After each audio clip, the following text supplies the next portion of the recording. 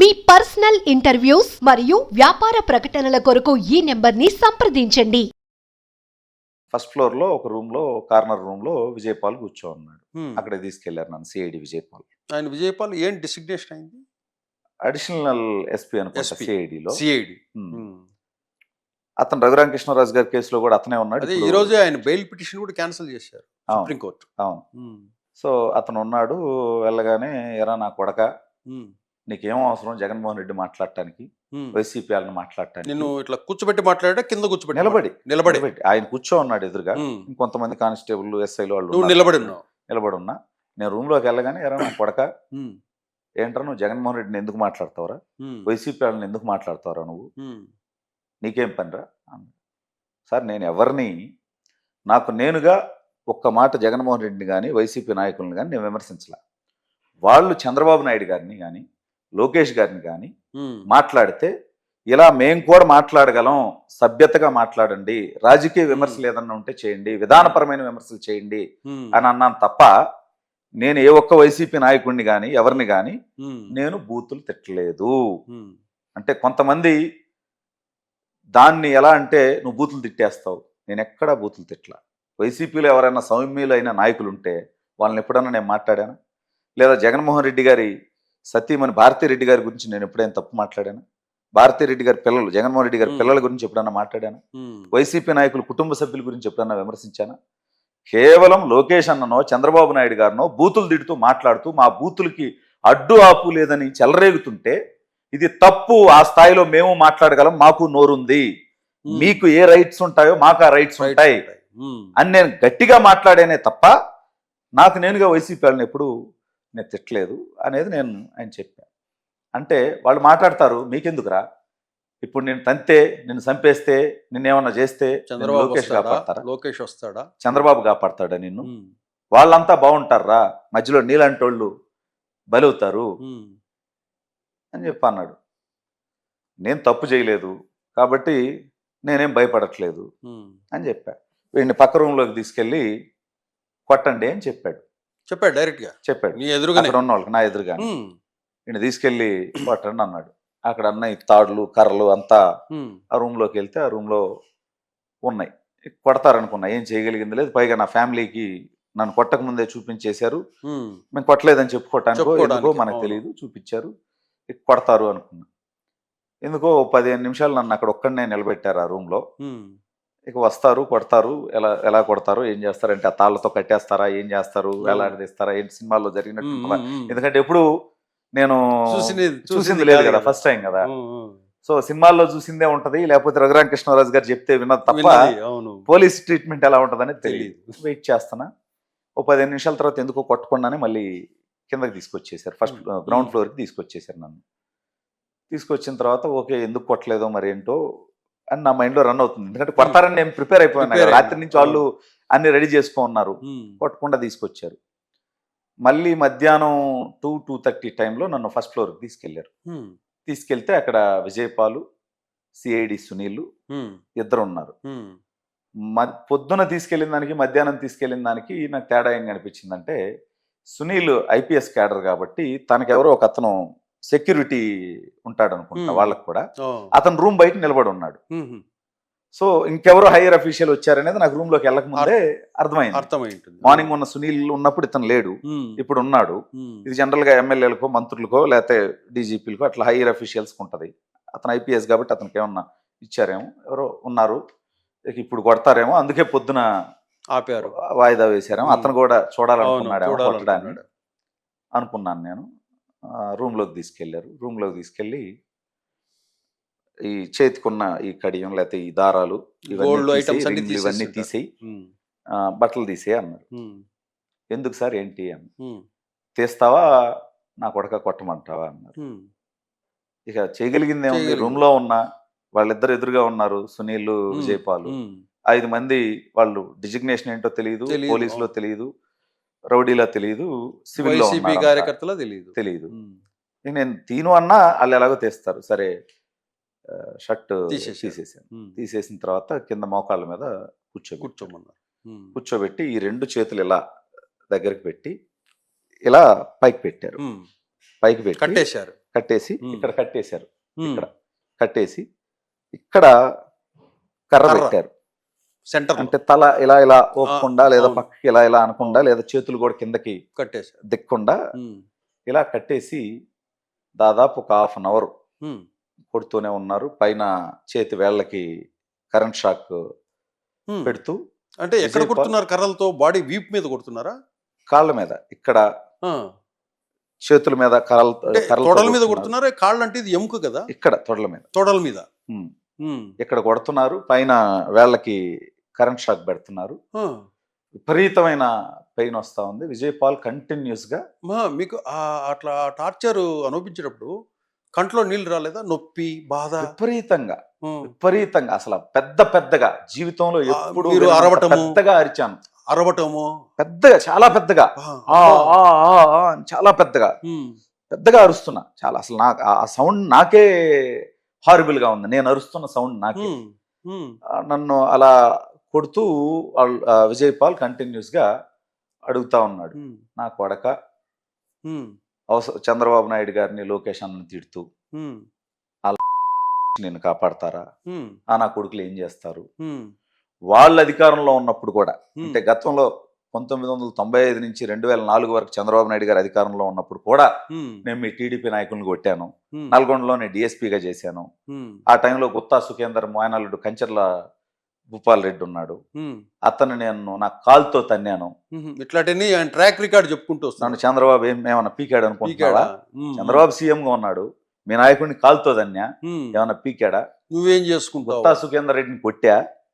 ఉమ్. ఎమ్మెల్యేగా, మంత్రిగా, ఎంపీగా చేసిన వ్యక్తి సుఖేందర్ రెడ్డి. ఉమ్. అతన్ని కొట్టాను. ఏమన్నా చంద్రబాబు నన్ను ఏమన్నా ఆపాడా? నన్ను ఏమన్నా సస్పెండ్ చేశాడా? ఉమ్. నాకేమన్నా వార్నింగ్ ఇచ్చాడా? ఏం పీకలేదు. ఉమ్. మేము శాశ్వతంగా ఉంటాం. చంద్రబాబు ఓడిపోతాడు, గెలుస్తాడు, ఉమ్. మమ్మల్ని ఏం పీకుతాడు? ఉమ్. నా కొడుకుని నమ్ముకొని నువ్వు ఉమ్. మాట్లాడతావా? ఉమ్.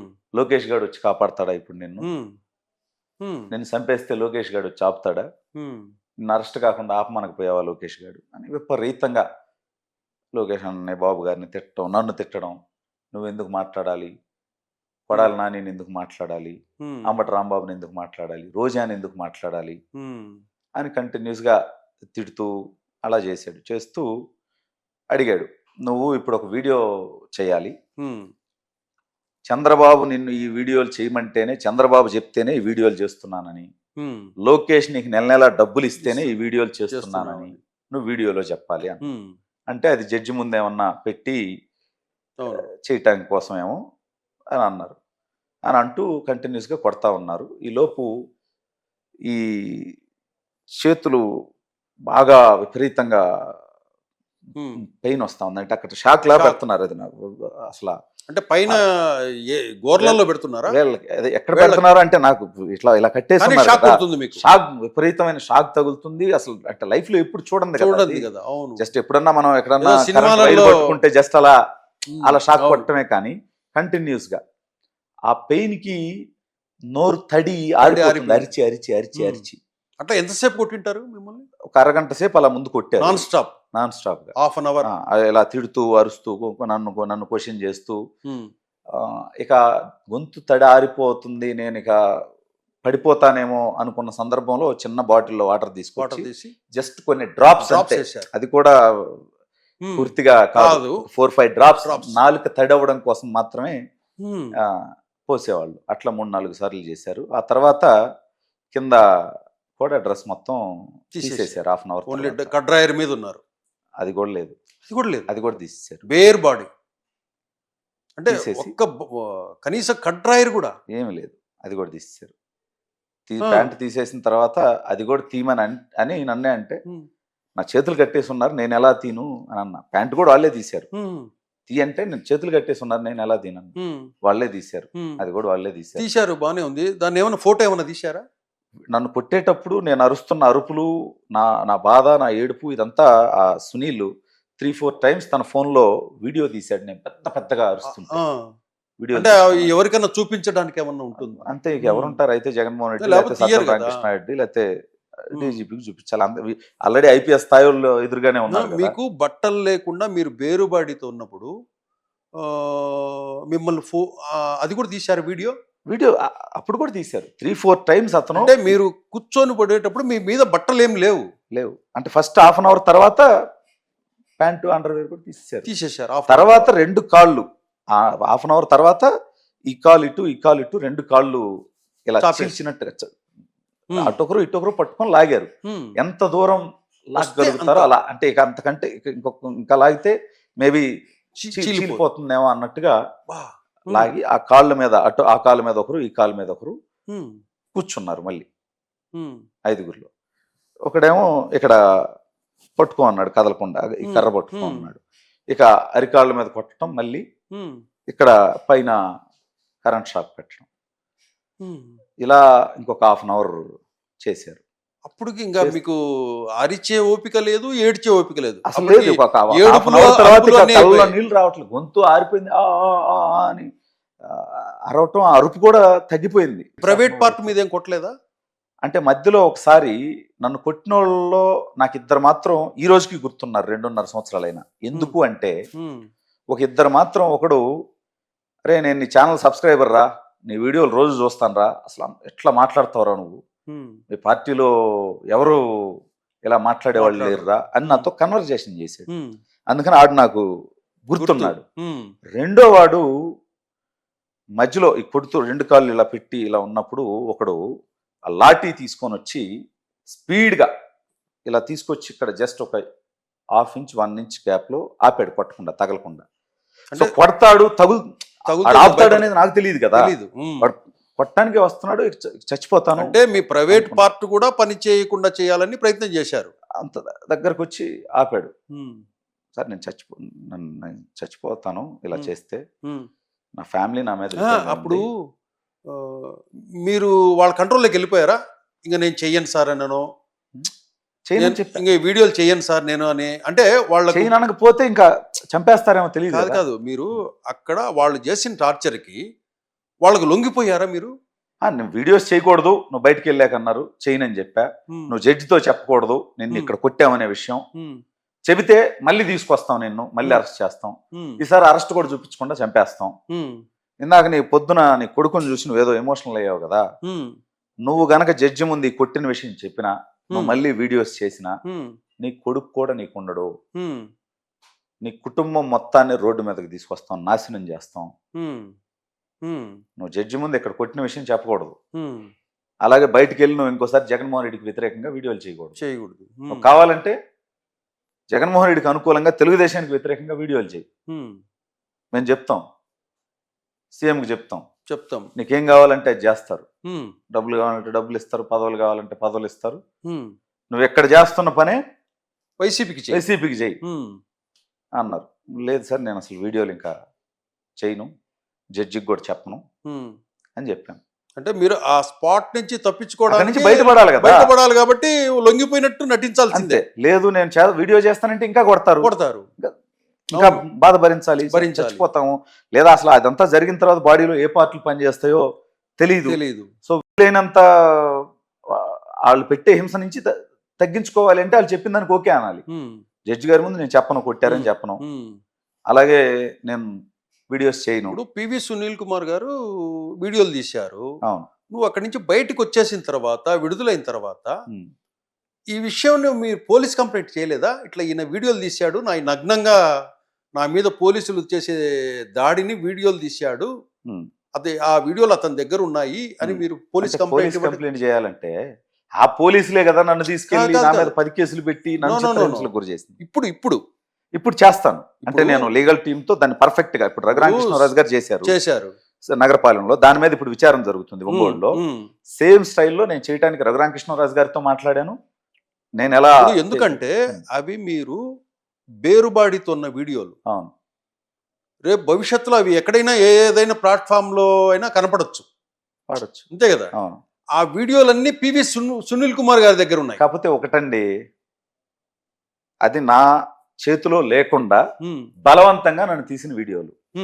అవును, అవి బయటకు వస్తే కూడా నేను ఎందుకు సిగ్గుపడాలి చెప్పండి? మీరు సిగ్గుపడతారని కాదు, నేను బాధపడాలి చెప్పండి?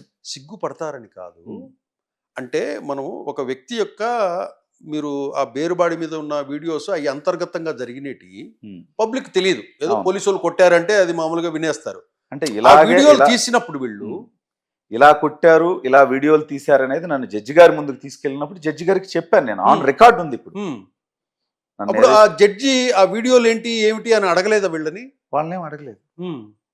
నేను జడ్జి గారి ముందు అయితే ఈ గంట సేపు ఏం జరిగింది, నన్ను ఏం తిట్టారు, ఎలా కొట్టారు, ఏమేం మాట్లాడారు ఏంటనేది మొత్తం జడ్జి గారికి నేను అడిగేది ఏంటంటే ఆయన వీడియోలు తీశాడు, ఆ వీడియోలు అక్కడ ఉంటే గనక అవి ఆయన దగ్గర ఉండొచ్చు, లేకపోతే ఇతరుల దగ్గర ఉండొచ్చు, వైసీపీ లీడర్ల దగ్గర ఉండొచ్చు. వాళ్ళ మానసిక ఆనందం పొందడం కోసం భవిష్యత్తులో అవి మీరు మళ్ళీ టీడీపీలో యాక్టివ్గా ఉన్నప్పుడు మిమ్మల్ని డ్యామేజ్ చేయడానికో మిమ్మల్ని అవి వీడియోలు బయట రిలీజ్ చేయొచ్చు.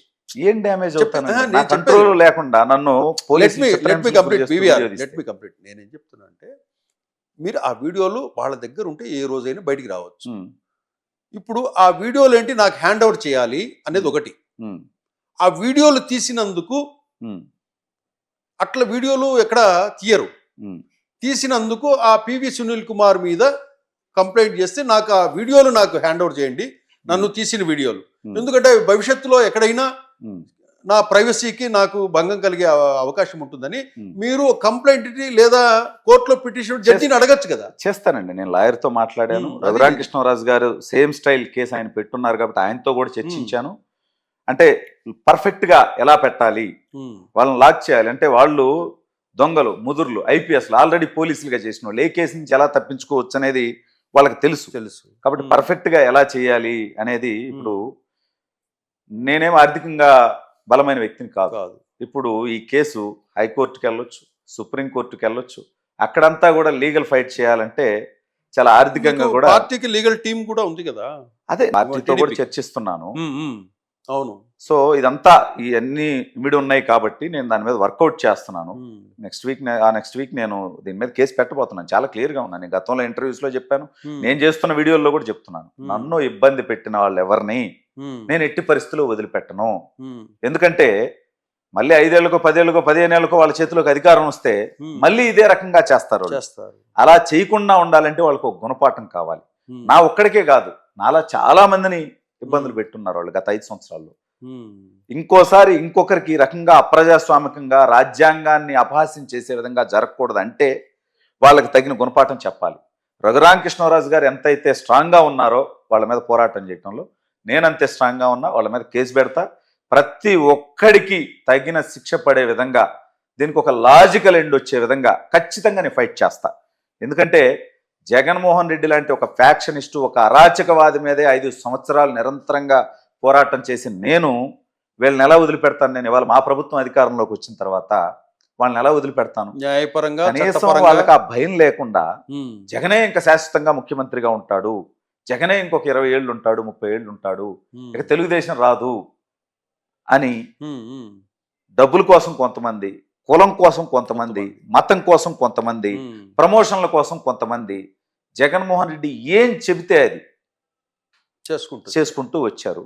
వాళ్ళందరికీ సరైన గుణపాఠం అయితే నా మీద అక్రమ కేసులు పెట్టినా, నన్ను చిత్రహింసలకు గురి చేసిన ప్రతి ఒక్కడికి గుణపాఠం చెప్తాను. ఇప్పుడు అది ప్రజలకు కూడా తెలిసేలా చేస్తా. ఇంకోటి బీవీఆర్, ఇప్పుడు మిమ్మల్ని కొట్టేటప్పుడు కొట్టే ప్లేస్లో ఎవరన్నా ముసుగులేసుకొని ప్రైవేట్ వ్యక్తులు వచ్చినట్లు మీకు ఏమైనా అనుమానం కలిగిందా? లేదు, వాళ్ళు 5 సివిల్లో ఉన్నారు, 5 కొట్టారు. వాళ్ళు పోలీసులని తెలుసా లేకపోతే వైసీపీ కార్యకర్తలు తెలియదు, సివిల్ డ్రెస్ లో ఉన్నారు. అది పోలీసు కాదు ఎలా తెలుస్తుంది? అంటే మిమ్మల్ని కొట్టేటప్పుడు మాస్క్లు ఏమైనా వేసుకున్నారు? ఏం లేదు. అందుకే నేను చెప్పాను కదా, కొట్టిన 5లో 2 నేను గుర్తుపడతారు. ఎందుకు మిగిలిన వాళ్ళు 3 ఎందుకంటే వాళ్ళు కొట్టారు తప్ప 2-3 years తర్వాత మనకు గుర్తుండవు కదా, ఫేస్ లో ఒకసారే చూసాం. వీళ్ళిద్దరు ఎందుకు అంటే వాడు అలా ప్రైవేట్ పార్టీ దగ్గర కొట్టబోయాడు కాబట్టి బాగా రిజిస్టర్ అయ్యాడు. ఇంకోడు నీ ఛానల్ సబ్స్క్రైబర్, నేను ఈ వీడియోలు రోజు చూస్తాను వ్యక్తి గుర్తున్నాడు. కన్వర్జేషన్ నాతో కాసేపు అతను కన్వర్జేషన్ అయింది కాబట్టి గుర్తున్నాడు. వాళ్ళిద్దరిని ఎప్పటికైనా గుర్తుపడతా. 5 కూడా మెజరబుల్ ట్రీట్మెంట్ ఉండే విధంగా అయితే నేను చేస్తా. వాళ్ళు ఎక్కడున్నా సరే, ఎవరైనా సరే, వాళ్ళు పోలీసులు కావచ్చు, వైసీపీ నాయకులు కావచ్చు, ఎవరిని వదలను.